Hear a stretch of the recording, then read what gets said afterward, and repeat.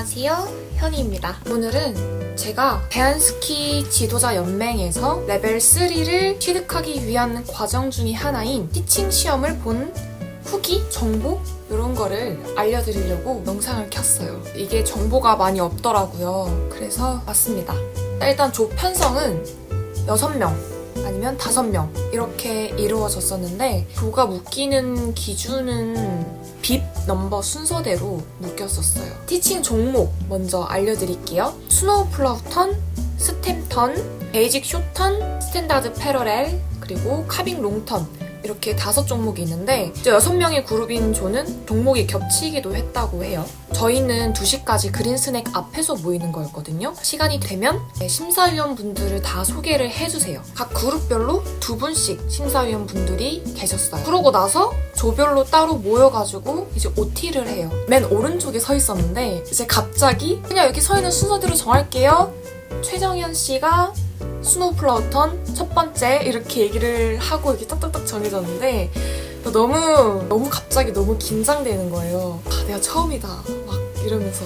그래서 너무 긴장돼서 나도 모르게 어떻게 제가 엄청 막 긴장을 엄청나게 하고 이제 정상에 도착했는데 이제 심사위원분들이 갑자기 정해져서 너무 부담이 된다면 뭐 가위바위보 같은 걸로 해가지고 순서를 다시 정해도 된대요.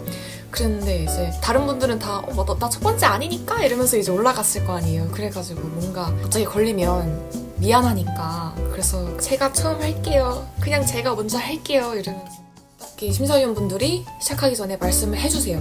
자기들은 멀리 떨어져 있을 테니까 신경 쓰지 말고 그냥 평소 강습하던 것처럼 강습을 해라. 그리고 이제 마스크 때문에 목소리가 잘 안 들릴 수 있으니까 좀 크게 말해줬으면 좋겠다. 안전 관련 문제에서 불합을 받으면 티칭을 아무리 잘해도 불합격을 받으니까 이거는 주의해줬으면 좋겠다고 하셨고요. 그리고 저희 때는 슬로프 눈 상태가 되게 안 좋았어요. 눈도 많이 녹았고 잔디도 있었고 그런 점 다 감안하고 보신다고 하셨어요. 마지막 차례이신 분이 카빙 롱턴이었는데 저희가 카빙 롱턴을 탈 눈 상태가 안 됐어서 두 분 시작하기 전에 갑자기 이제 종목을 바꿀 수 있는 기회도 주시기도 했고요. 이게 이제 어느 심사위원분들을 만나게 되는지 운도 되게 중요한 것 같아요. 저희 조 심사위원분들은 진짜 너무 친절하셨고 이제 긴장을 덜어주려고 노력하셨는데 아무튼 저는 너무너무 떨렸어요. 시험 전에 시험을 보시는 선수분들이랑 얘기를 좀 나누고 인사도 좀 하고 그러는 게 좋아요. 그 이유는 나중에 제가 알려드릴게요. 자, 그래서 지금부터는 저희 조가 직접 했던 경험과 그리고 시험이 끝난 후 심사위원들의 피드백을 바탕으로 어떤 루트를 따라서 티칭 시험을 진행해야 되는지 알려드릴게요. 티칭을 할 때는 항상 고글을 벗고 강습생들과 아이 컨택을 하면서 이제 진행을 해야 되고요. 지금은 코로나 시국이어서 마스크를 쓰고 했지만 나중에 이 시국이 지나간다면 이제 마스크를 벗어서 내 입모양을 정확히 보여줄 수 있도록 해주셔야 돼요. 먼저 딱 시작하면 자기소개를 먼저 해요. 네, 안녕하세요. 대한스키 지도자 연맹 소속 강사 최정현입니다. 자, 오늘은 스노우 플라우턴에 대해서 배워볼 건데요. 자, 그 전에 이제 뭐 소개를 한 분씩 해주세요 뭐 이런 식으로 이제 소개를 하면 네, 반갑습니다 하면서 그냥 악수도 좀 하고 저희는 안 했거든요. 악수도 좀 했으면 좋겠다고 하셨고 자, 이제 오늘은 스노우 플라우턴에 대해서 배워볼 건데요. 이 스노우 플라우턴에 대한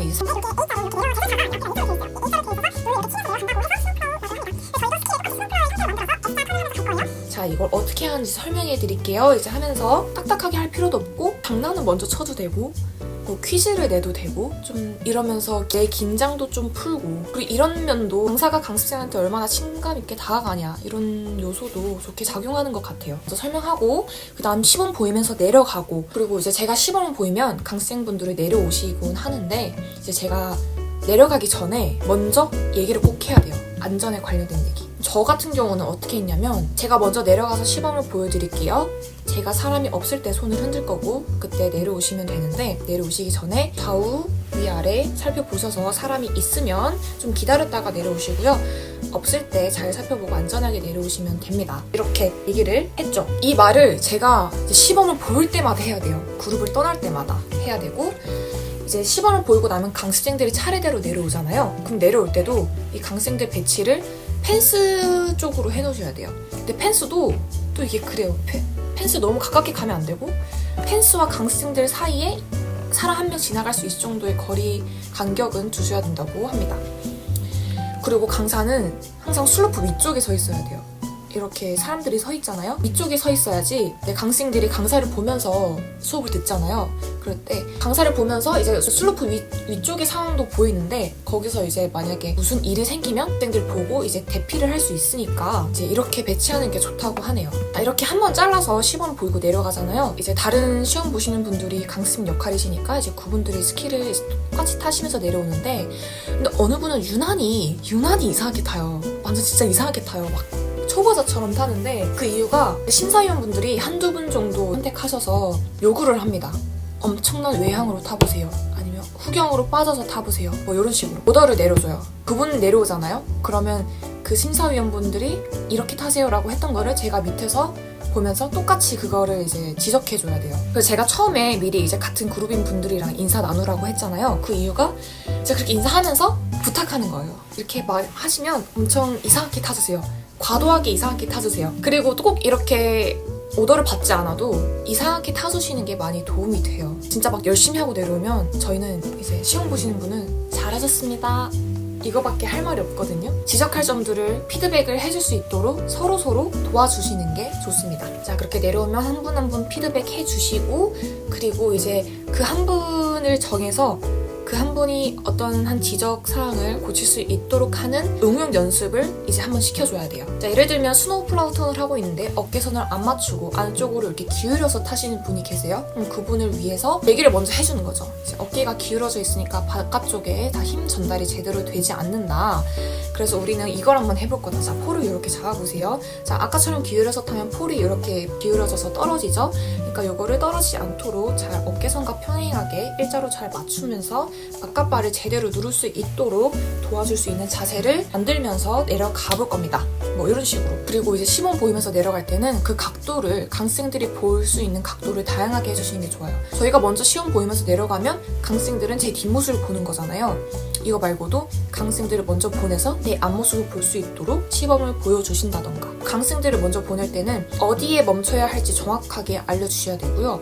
그 멈추는 위치도 푸드 탁승장이나 다른 슬로프가 합류되는 그런 지점같이 사람들이 많이 모이는 구간은 피해주셔야 돼요. 한 사람당 20분 정도 티칭을 하면 되는데 이제 이게 메가그린 슬로프를 다 내려가지 않고 저는 설명하고 한 두세 번 끊어 타니까 끝났어요. 알람이 울려서 끝나는 경우도 있고 이제 심사위원분들이 여기까지 하겠습니다 하고 이제 끊어주시기도 해요. 그리고 티칭 시험을 준비하시는 분들은 스키 교본이나 아니면 대한스키 지도자 연맹 채널에 들어가셔서 공부를 많이 하실 텐데 되게 어려운 용어가 나오잖아요. 예를 들면 버티컬 무브먼트, 뭐 상하강, 알파인 베이직 포지션 이런 용어가 나오는데 이제 이런 단어 그대로 사용하시는 걸 별로 안 좋아하셨어요. 그러니까 그 심사위원분들이 이렇게 말씀하시더라고요. 우리는 레벨 3를 이제 취득할 정도로 되게 실력이 좋은 스키어지만 우리가 가르치는 강생분들은 다 입문자, 초보자이기 때문에 이런 어려운 용어 단어를 사용하지 말고 쉬운 단어를 써달라고 했어요.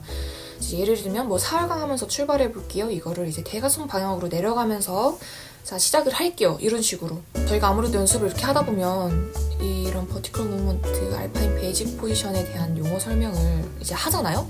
근데 이 관련 설명이 부족하다던가 하면 질문을 하세요. 알파인 베이직 포지션을 왜 하는 건가요? 뭐 이런 식으로. 그리고 또 티칭이 좀 이상하다고 느끼면 시도 때도 없이 질문을 계속 하십니다. 말씀하신 대로 타면 이런 자세가 되는데 이 자세가 맞는 건가요? 그러면 이제 그거 아닙니다 라고 하면 저는 말씀하신 대로 이렇게 했는데 그럼 어떻게 다시 설명해 주실 건가요? 이러면서 이제 계속 하세요. 자, 다 끝나고 나서 이제 심사위원분들이 자, 뭔가 좀 아쉽거나 그런 점 있으면 말하래요. 다시 한번 기회를 주겠대요. 근데 저는 그때 이제 불합인 줄 알아서 제가 다시 하면 결과가 달라지나요? 라고 물어봤는데 달라지는 경우도 있지만 만약에 합격이었는데 불합격이 되는 경우도 있다라고 이제 말씀을 하셔서 아무도 재도전을 하지 않았습니다. 시험 보고 나서 아쉬웠던 점 같은 거를 피드백 해주셨는데 제가 앞서 다 포함해서 말씀해드렸고요. 그중에 이제 말씀 안 드린 마지막 하나는 설명을 너무 길게 하지 말라고 하셨어요. 왜냐면 저희도 뭐 수업 들을 때 교수님이 설명이 길면 지루하고 이런 것처럼 이제 강생도 똑같이 그렇게 느낀다. 그냥 간단하고 명료하게 설명을 해주는 게 더 좋다고 하셨고요. 그 모든 게 다 끝나고 나서 생각해보니까 시범 보이는 능력 이런 거 제외하면 진짜 그냥 처음 만난 사람들이랑 강습한다고 생각하면 되는 것 같았어요. 이렇게 이제 생각하고 하는 게 좀 부담이 덜 할 것 같고 그렇습니다.